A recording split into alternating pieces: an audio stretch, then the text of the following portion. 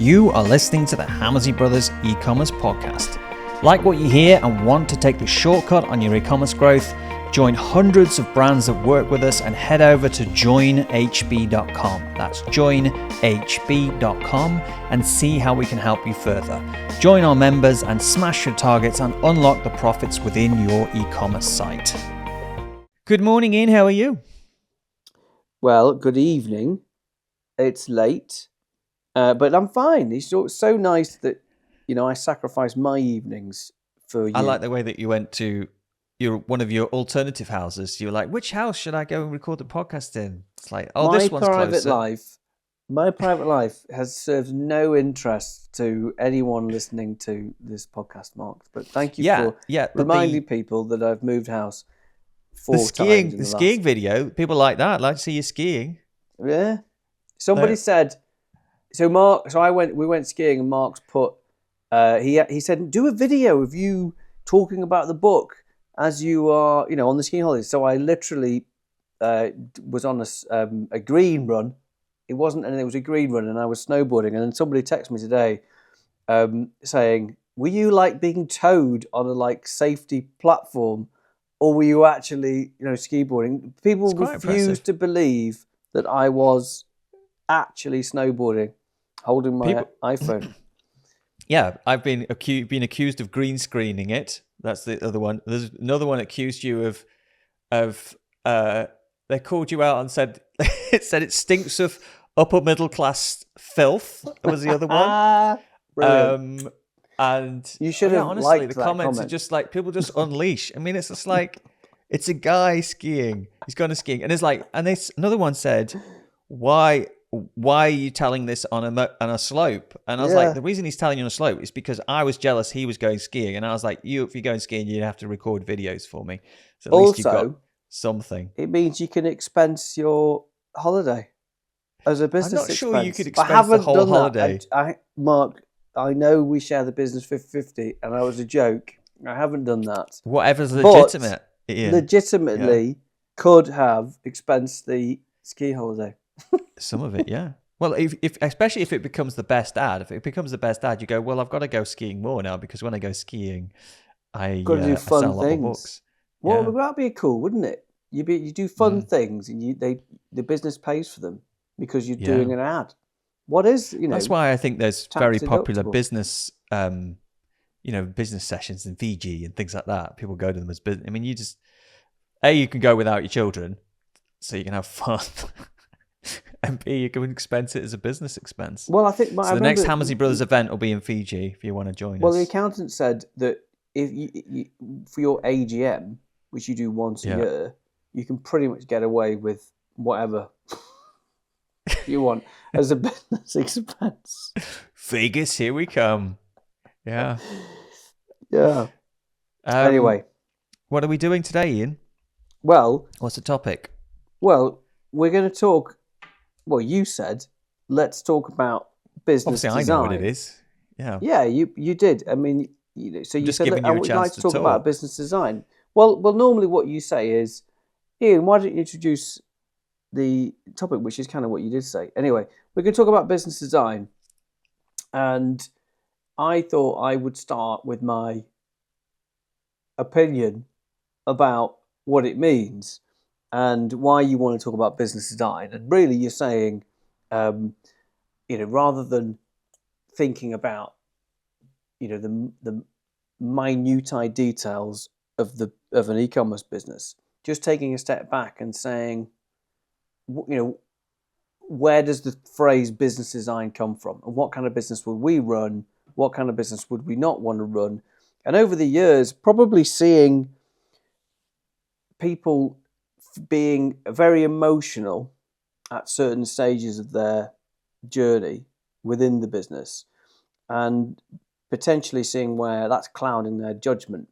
And I think it starts off with, and we have done this ourselves many, many, many times, and we see this with other people many times, is that we fall in love with an idea, and you might well be working for somebody else, or you might have been working for somebody else, and you're starting your e-commerce business, or you're it's a side hustle, and sometimes it becomes a bit of hope there, that it's this shiny beacon of hope that it is going to scale and it will become your main career, and you can get rid of that job, and there's definitely people who do this. I mean, we work with people who do run it as a side hustle. We work with people who are massive, and this is not a side hustle, this is the whole thing. But I think going back in any regard, if we go back to the start, or we're an e-commerce director, but we've all had that emotional feeling, this could be really big. If only I did this, and got this right, it's going to be massive. And I think there are certain scenarios, and I think probably the older we get, and the more experience we get, the more probably cynical we are about ideas that come to the table. And I think, even looking back at some of the e-commerce businesses that we invested in, and some of the businesses that we invested in, we wouldn't have invested in them now. Yeah, we wouldn't have invested with them.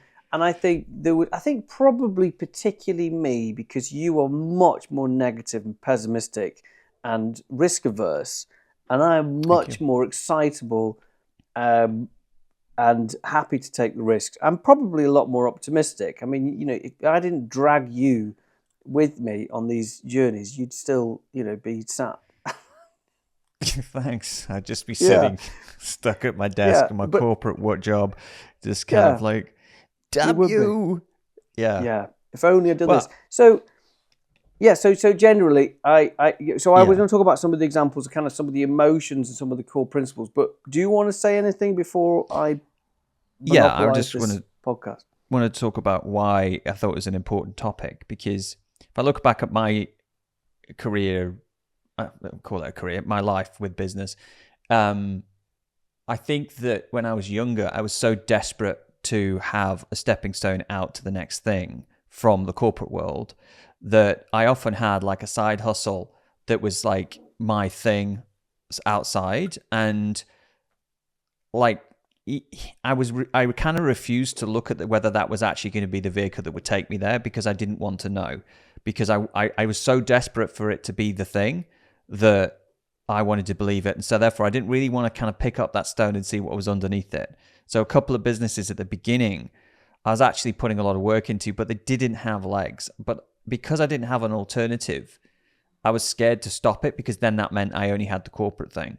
And so I think that obviously what I'd be better doing would be to stop it and try something else.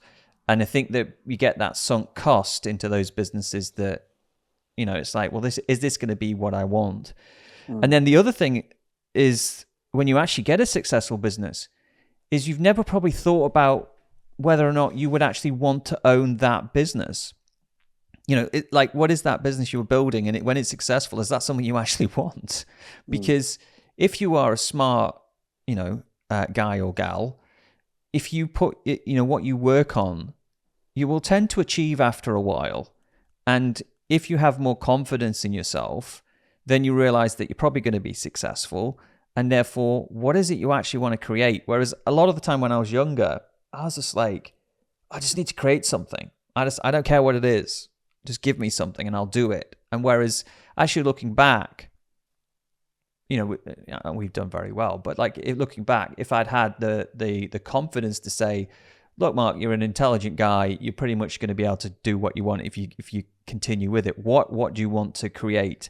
And that kind of led me to effectively the overall advice, which we want to get away from this podcast, is be building a snowball, and something that as you get momentum goes bigger and bigger and bigger. And there's nuances on that, and I'll throw back the mic to you now. But that's effectively the kind of context I wanted to talk around. Yeah. No, it's interesting. I mean, I sometimes forget that I've never worked for anybody else. So when I graduated from university, I set the agency up. So I've worked with thousands of businesses. In fact, the irony was I wanted to set my own business up because I didn't want to work for anybody else. But when you run an agency, you realize that, you've got 28 clients, you've got 28 bosses. And, that's so anyway, but But I've never really had that decision to make. I've never been in the corporate world and then thought, when am I going to leave it? Because I've always been in my own businesses. Anyway, somebody said something to me that was interesting tonight. A friend of mine, and we were chatting, and he said, you can't fail if you don't quit. And that's an analogy. That's been me for lots of times when I was younger. I didn't fail because I didn't quit. That was the only reason why I didn't fail. I just didn't stop. And I think, there's a point where when you're younger, I'm not saying this, that's only for younger people, but certainly I think maybe if I had quit, if I would have failed, but I kept pushing through. Anyway, I think just coming back is really the question is like, well, how do you know if you're onto something that is a scalable, enjoyable business? And how do you know, looking now, if we were designing something, here's the things that I would be thinking about. So if we were starting to design a new business now, and like obviously everybody in the program on level 2, the way we coach people is if it was our own business, and what would we do? That's always been true to that. And anybody I've ever worked with, it's always been what would I do if I owned this business? And that's always been a mantra that I've stuck to. The first thing I'd be thinking about is, what are the maths like? So, and I particularly mean margin is one consideration. So I'll be thinking about margin, and I think about, take a business like homeware interiors or something like that, where if you're buying from a wholesaler in the UK, the margin is pretty low. It's like 30%. So that's something I think, God, it's going to be quite difficult potentially, because the only way to get better margin is to go overseas to get, and then you're talking about containers, and you're talking about big cash flow and big lead time. If you think about a lead time, some of the e-commerce businesses that we own, take the bedding one for example, we've got almost a 6-month lead time by the time we've decided what product we want, got it made, got it shipped, got it in the warehouse. Almost 6 months.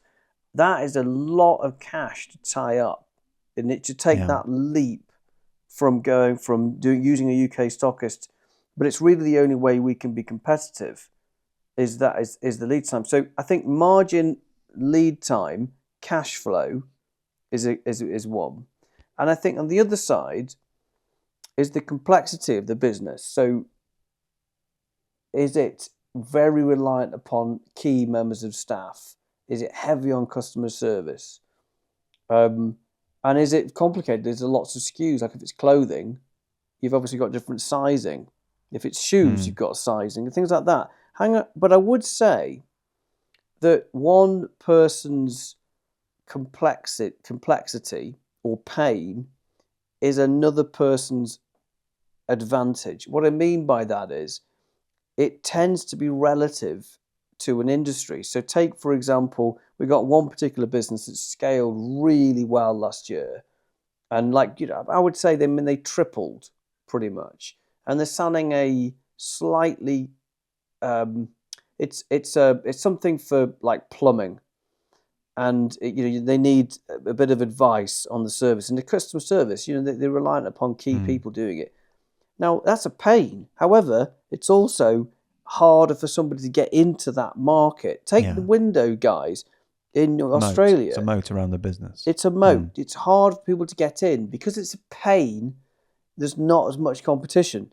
So it's a sort of yin and yang. If a business is naturally hard to run, there tends to be less competition. Which actually, if you find that right sweet spot between complexity and competition, and you get it right, that and if you figure out a way of systemizing it, there can be opportunities there.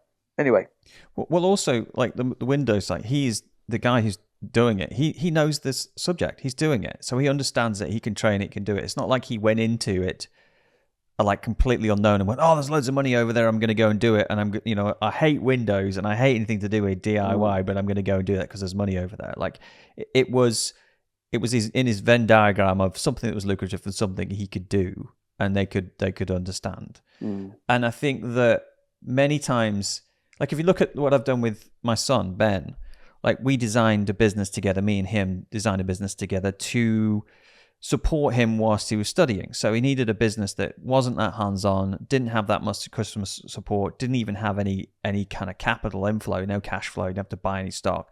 So he's doing print-on-demand maps.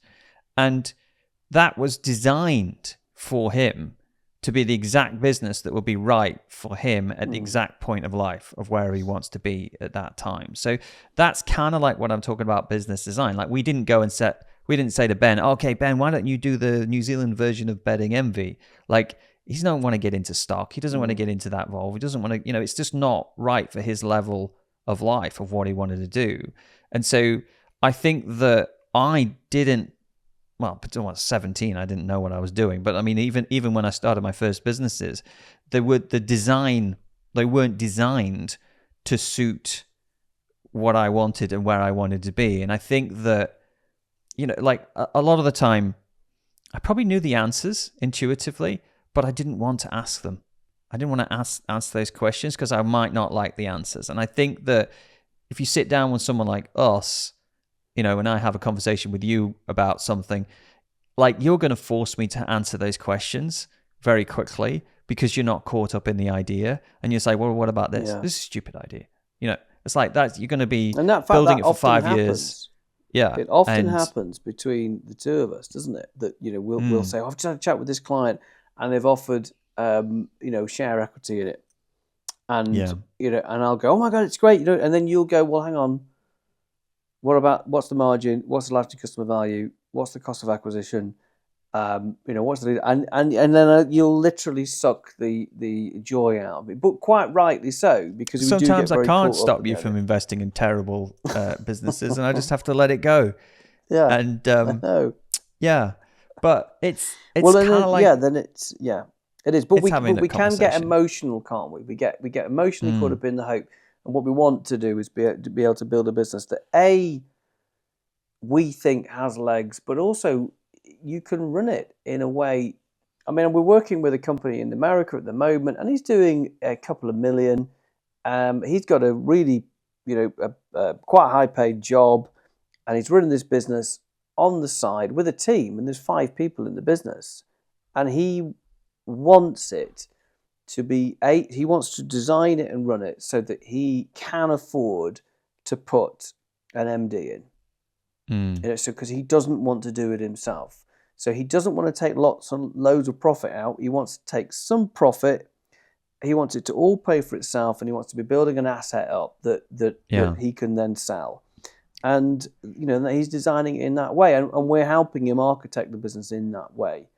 So it's almost like the new buy-to-let, isn't it? Like instead of having a buy-to-let, they do the main job, and they've got the e-commerce site on the side, and it's building an asset, and then eventually they'll sell it. So there's a version of that there, isn't there? Yeah, it's interesting. It is interesting, and it's. I mean, do you want to talk? Should we talk about some stories, like some businesses that we've kind of thought were great that we invested in and. We'll talk about the tyres one, which was interesting because you got very excited about that. Yeah, I got very excited. About that was the before tyres. we got into the numbers. This was probably 6-7 years ago. This was a long time ago, and I think it was probably a bit of sort of emotional hope from me at the time, and it was probably 10 years ago, almost 10 years ago. Yeah, really. And we put a small amount of investment into this business, and it was selling tyres online, and probably about 6 months in, I just realised that it was an absolute non-starter. And quite simply, it was that the margin was so low that the sheer volume of orders that we needed to handle in order to make any revenue. I mean, we're talking like, 5 to 10% margin. I mean, it was just ridiculous, and that's what the whole industry was based upon. But you were interested in it because it was doing loads of revenue, so it looked like it was loads of revenue. And I think I thought it was a natural disruptive industry. Everybody goes to goes and gets the tires changed, and it's it was literally half price. You could come in, you can sell people to size on, but it was just there were like one or two very dominant players. There was nobody would deal with some anyway.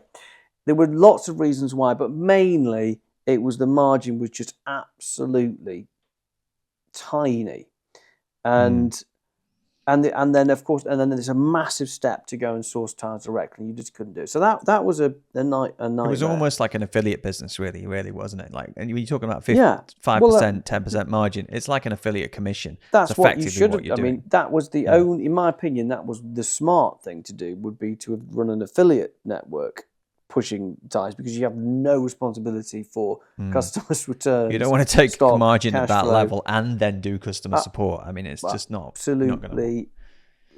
Yeah, it was dead in the water, in my opinion. And in that game, you're selling other people's products. It was like the big guys just went so far ahead, and there's no way a smaller player could enter that market and hope to do anything. And that was just stupid. It was so obvious. And then I think the other sort of business, on the other side of it, there's some of the businesses that grew in our level 2 group really well was the cosmetic and health type of businesses. Yeah. And both those, you're building a snowball. Yeah. And there's probably like 3 that really dramatically grew in 2024. And all 3 of them were selling like cosmetic health related products. All 3 of them had massive margin. They were making and sourcing the product locally. So their lead times were non-existent, like a couple of days. There was no lead time issue whatsoever. The margins were like 70% plus. Their average order values were like decent enough, $50, $60. And their repeat was naturally there. So they were buying 2-3 times a year, like 2.5 times a year was about the average. And they were businesses then that became really attractive because there was no cash flow issue tied up in stock. There was no lead time of waiting 6 months for the stock. So that was a massive headache. There was great margin. Like there would be no point outsourcing, bringing it in on a container because you're already getting 70% margin. Yeah, and you lose the agility, don't you? Yeah, you lose the agility to create new products, to refresh quickly, to take advantage of opportunities. So you wouldn't lose that. And on the other side, we've got he's doing really well. He's a really, really nice guy. He's got a great business, and he's selling shoes. I won't tell you what type of shoes. He's selling shoes, and you probably listened to this, and he's got a great business. The only tricky part is he's selling shoes in one time of year, so he's got a lead time of like 6, 7, 8 months, and so he's got to gamble on how much stock to put in, and then he's got to wait, and he could go massively under or massively over, and it's so difficult to predict because the lead time's so long, and he's got a short window, everyone's in the same boat, but it becomes harder for him to go and dominate, and he's sort of waiting. I've got it right, and that's a tricky one to do. But then he should sell shoes in New Zealand and Australia because we go back to school at different times. So we're going back to school now. You've now said what the shoes are. I was being subtle, but you've said what kind of shoes it were. Yeah, but I'm saying that you could go around the world and do different markets. Yeah, well, you should tell him that. September in UK, you've got January in New Zealand, Australia, and probably something different in America. I don't know. Actually, with the same note, we were talking. There's somebody selling wellies in the group, in the level 2 group, selling wellies, and in the UK, it's bad weather at the moment. In New Zealand, it's sunny, and then obviously it switches around the other way. In fact, there's a company called Merry. Is it Merry? Called Merry People that we were just looking at, which is an Australian brand of wellies. And they're doing really well. They've found this trend of it's like a Chelsea boot, but it's a welly. And it looks cool. And they've done a very good job of actually positioning the brand. Anyway. Amazing how, I think, was it Hunter Wellies that went bankrupt? I mean, like, how did you go bankrupt? I mean, it's obviously a fantastic brand. It's just obviously leverage. It must be leverage. It must be over, like, just thinking it's going to grow forever and taking too much equity out of the business and too much debt. And then you go, it's so silly, isn't it? So silly. Yeah. But actually, Wellies is particularly quite a difficult business because you're only selling it for a short period of time. But and also they don't repeat that often, do they? It's not like you go, oh my God, I need some more wellies for Tuesday, and then on Friday you get some more. So like I think have it. I'm trying. What I guess I'm trying to do is get the listeners to sit down with the business, work out where it's going, make sure that's where you want to be. Like sometimes you talk to people and you say, well, what do you want to do with this business? Do you want to exit this business? Do you want to sell the business, or are you going to run it forever? And I remember someone I speak to, she said, "Oh, I'm never going to sell my business. It's my baby. I'm going to keep it forever. It's what I'll do." But at the same time, you want to build a business that is sellable, because if it wasn't sellable, that means no one else would want to own it, and therefore, why would you want to own the business that no one else wants to own? So you should always be building a business that is sellable, because therefore, it's a business you'd want to own yourself. And like a lot of the time, if we don't think like an exitable business, we let things happen inside it that are annoying. Like you can't go on holiday, you can't take time off, everything's got to come through you, everything's got to be done, you're the main person. One more thing I would just say, another criteria is seasonality. Whether or not your business has natural seasonality, whether or not you can cope with that. It's not uncommon for some of the businesses that we're working with to have 80% of their turnover in 30 days of the year, like towards the end, towards Christmas. That's not uncommon.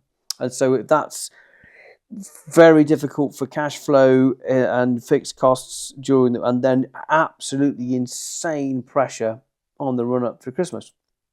Yeah. Some people love that. Some people hate it.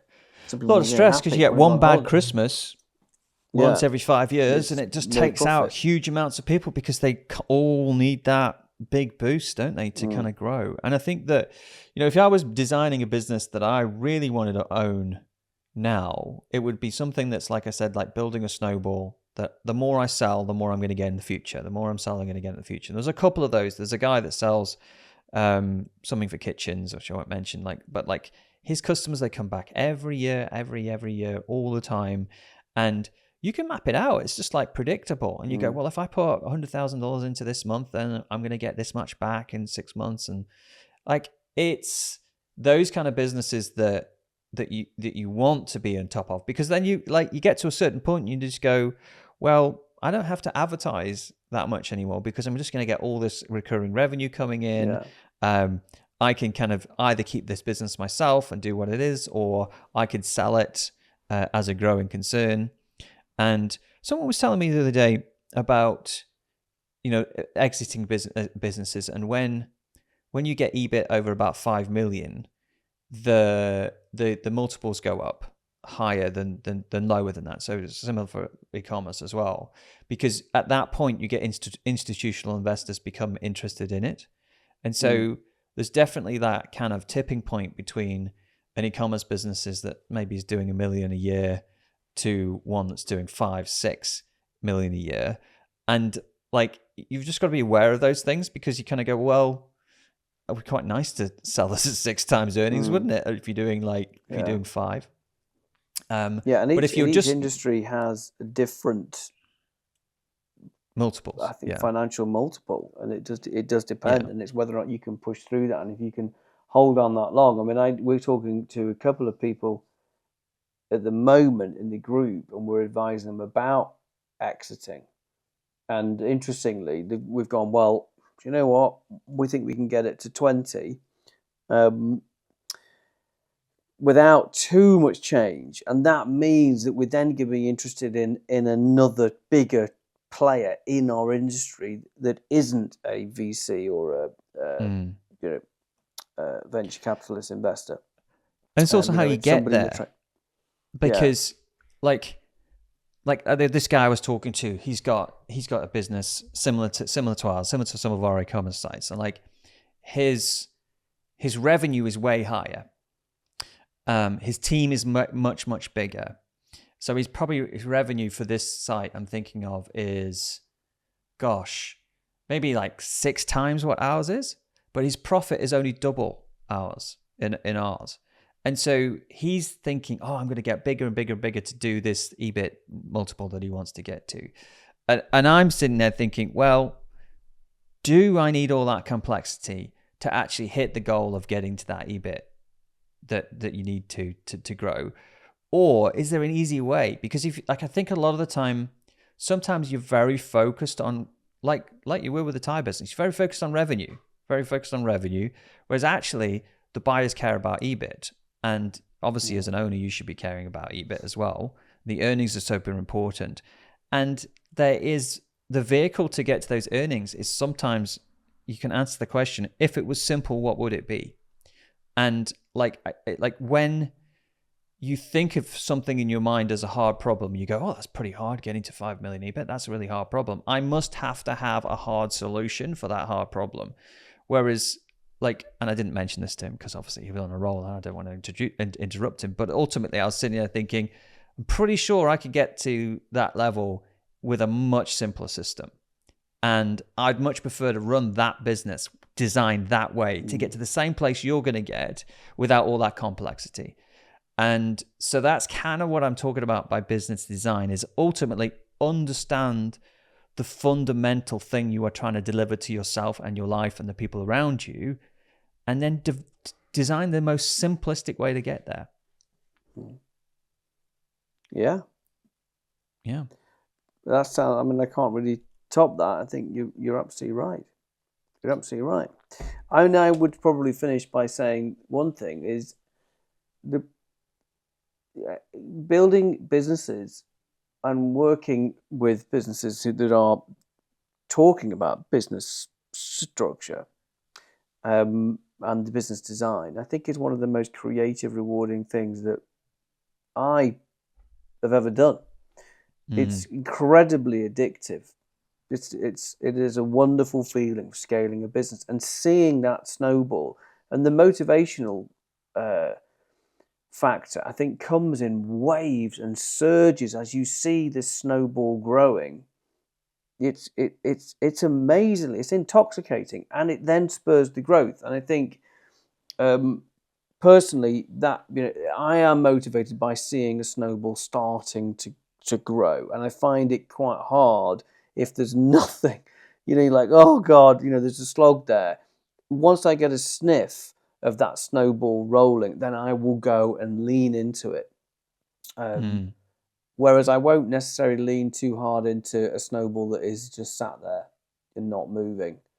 I am motivated, but as soon as I see it roll, I push harder. Anyway, that's my own personality. I think it's just part of it is identifying what's got legs, simplifying everything down around that, and just growing it with a simple message. And that's all it is, really. And I know that I'm doing the workshop tomorrow. I don't know if I've mentioned the workshop, but it's probably by the time this goes out, it's probably too late. It's now. But one thing I'm talking about data capture is the simplification of the message. It's simplification of what you're trying to do, so that people don't have to work so hard to work out what it is your business does and what benefits there is and all that kind of stuff. So it's all about simplification. Yeah. Yeah. Okay. Genius. All right. Thank you. We've completely gone away from our series of podcasts, which was going to be about picking some of the classic podcasts that we did years ago. And we've completely forgotten. We just forgotten. But to be honest, we get to decide. And so therefore we can go back to it. And we can give ourselves 10 out of 10 for our achievement. We just mark ourselves. Yeah. I think you have actually reviewed our podcast on iTunes. And you were the first person to review our book as well. This is a great book that I've written. Yeah. Is that not a done thing? No, I don't think people normally review your own book or review your own podcast. No, I think It's like, Well, listen, you wrote it, Mark. Let's be it's like true. going on a dating site and rating yourself. I vouch for this person. You should date him. He's great. He's really entertaining. Listen, if you don't back yourself, Yeah. it's No half one's the going to battle. back you. Yeah. No one's going to back you. For all the ladies listening, Ian is on Tinder. This is not true, and I would, like I say at the start, there's some personal things that you should be keeping to yourself. Oh dear! Why would you say that? Why would you come out and say that? I'm just trying to keep it light. Anyway, it's late. You should go. I'll speak to you soon. Thanks.